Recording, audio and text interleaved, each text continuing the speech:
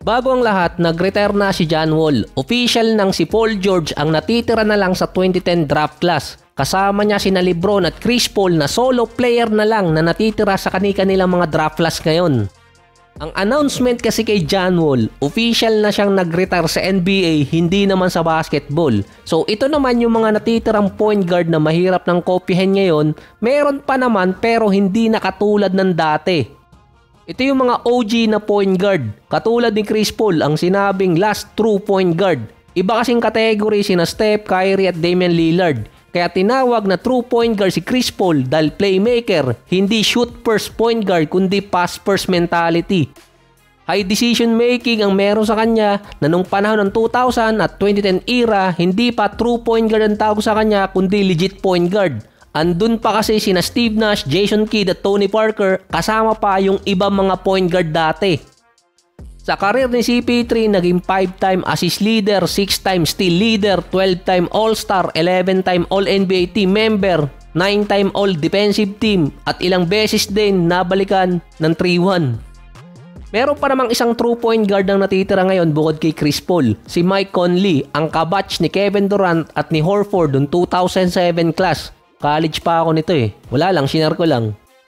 May average si Conley na 14 points, 3 rebounds, 6 assists, 43 and 38%. Hindi siya yung nag-leader sa assist pero isa sa best defensive guard dati, lalo na nung grit and grind era. Sa mga sinabi kasi na last true point guard si Chris Paul, meron pa namang natitira ngayon kahit mag-retire silang dalawa ni Conley. Meron pa rin papalit na true point guard. Base ito sa NBA legend. Iisa nga lang yun. Malamang merong hindi mag-agree pero ang may sabi nito si Gary Payton Sr. na ang true point guard na susunod kay Chris Paul at dito kay Mike Conley ay si Tyrese Haliburton ng Indiana Pacers.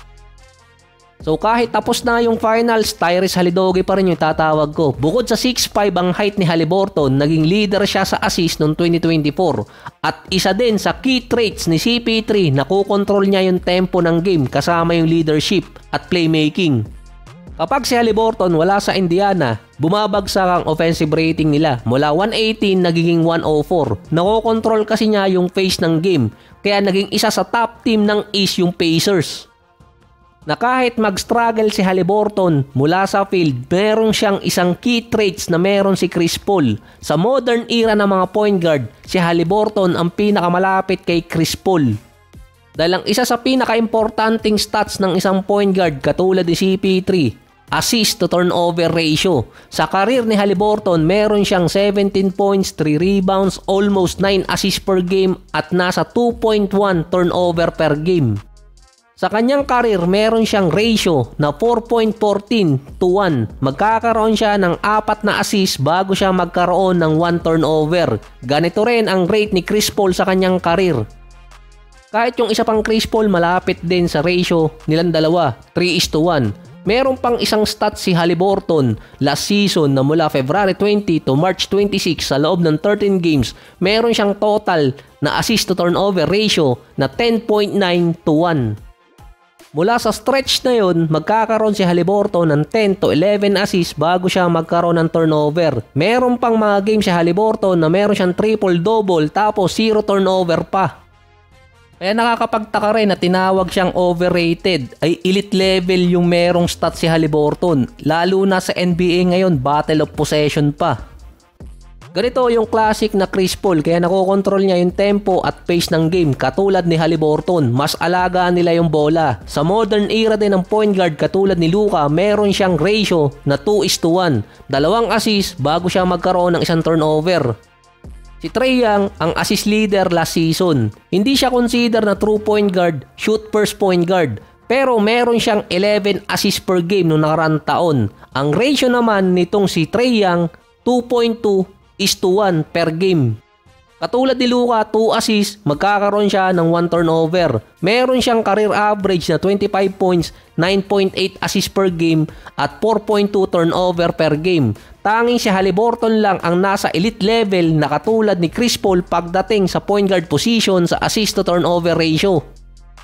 Ang pinakamalapit na player kay Haliburton last season pagdating sa assist turnover ratio ay itong si Tyus Jones. Meron siyang 4.7. Si Haliburton naman 5.6. Dadating pa doon si Chris Paul na pangatlo na merong 4.6 per game. Ito yung mga naglalaro na mahigit 25 minutes pataas.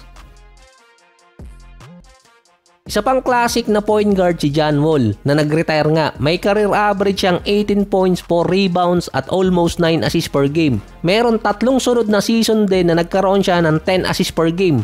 2015, 16 at 2017. Hindi siya kinoconsider na true point guard kundi attack first point guard. Silang tatlo ni Derrick Rose, Russell Westbrook. Kasama siya. Magkakapareho halos ang style. Hindi sila palatera mula sa 3-point area or jump shot. Aatakihin nila yung loob ng rim at gagamitan nila ng speed. Ang natitira na lang breed ng point guard na katulad nila, obviously si Russell Westbrook yun. Kaso wala pa nga siyang team at hindi pa naman siya official na nagre-retire. Iisang player lang din ang tinuturong katulad nung tatlo nung 2010 era na guard, si Ja Morant. Attack first point guard itong si Ja Morant na naging leader pa sa points in the paint para sa mga guards. At behind lang siya kay Giannis sa overall ranking. Ito yung specialty ni Morant, parang pagkain lang. Na kapag nawawala si Morant, nawawala din yung bangis ng Memphis pagdating sa NBA. Dahil kapag andun siya, mahihirapan yung ibang team na bantayan siya dahil aatakihin niya lang yung loob ng rim.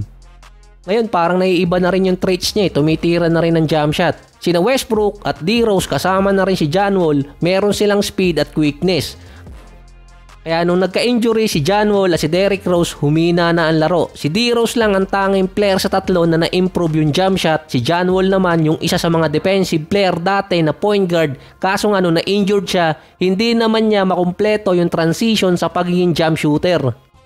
Si Westbrook naman nung nasa Nuggets, naging off-the-ball shooting guard at 6-man. Ang playmaker kasi ng Denver si Jokic tapos may Jamal Murray pa. Kahit nung sa Clippers, dumating pa nun si James Harden na siyang point guard ng team. So based naman sa mga write-ups, ang posibleng sumunod na Derrick Rose, Westbrook at John Wall type point guard ay sina BJ Edgecombe at Dylan Harper. Si Edgecombe legit shooting guard yun, ibang version siya. Si Dylan Harper pwede pa. So marami pa namang mga player ang natitira sa 2009 draft class. Sina Steph, Harden at DeMar DeRozan. Meron pang iba dun. Point guard ang topic pero isingit ko na lang din si PG. Siya kasi yung player na parang nagpabago sa NBA dati pagdating sa height.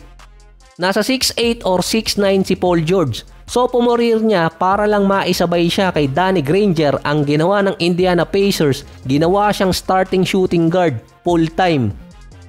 Kaya nagkaroon ng taller lineup ang Indiana Pacers noon nung nilagay si PG bilang shooting guard at bigla naman siyang nag-improve agad.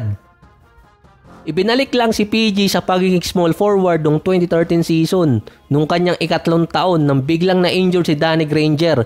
Full time din si PG sa small forward noon pero dahil nagawa na niyang maging shooting guard, ibinabalik din siya sa position na yun. So dahil point guard nga ang topic, balik ulit tayo dito. Mukhang walang makakagawa nung katulad kina Harden at Dwayne Wade na naging effective. Sinubukan ng San Antonio, nakalimutan ko lang yung pangalan, yung may kulay ang buhok. Na mula sa pagiging shooting guard, ginawang primary point guard at ball handler. Si D-Wade dati ginawa ng Miami na maging point guard nung rookie season niya. Noon, mas komportable siya bilang shooting guard. Ibinalik lang din si D-Wade sa shooting guard position nung sophomore year niya. Si James Harden, mostly ang role niya sa OKC dati shooting guard. Naging point guard naman siya nung nasa Houston Rockets na may career average na 29.6 rebounds at 7 assists per game. Hindi lang basta automatic na nilagay siya sa point guard position. Noong 2016-17 season, kinuha bilang head coach si Mike D'Antoni. Ang ginawa niya noon, nilagay niya bilang starting point guard si Harden kasi ang reason na uubusan na di umano ng point guard. Siya ang high scoring guard na inadapt ang pagiging point guard. Kinonsider na new breed ng point guard at siya din ang naunang SGA. Ang sinabi kasi ni Mike D'Antoni, kapag siya ang naging point guard ng Rockets, mas makakascore siya ng marami. Mula 2017 until 2020 season, sa time ni Mike D'Antoni dito sa Rockets, si Harden nag-average nun ng 32 points per game. 3 taon ding sunod na meron siyang average na 30 points pataas. Ang nakagawa lang ng halos katulad ng kay Harden, si SGA. Dahil dati sa Clippers at unang taon niya sa OKC, shooting guard talaga si SGA. Dahil si Patrick Beverley ang point guard sa Clippers at meron namang Chris Paul sa OKC. Na-adapt ni SGA ang maging primary ball handler ng team. Katulad ni Harden, naging 30 points per game din siya at naging free throw merchant din.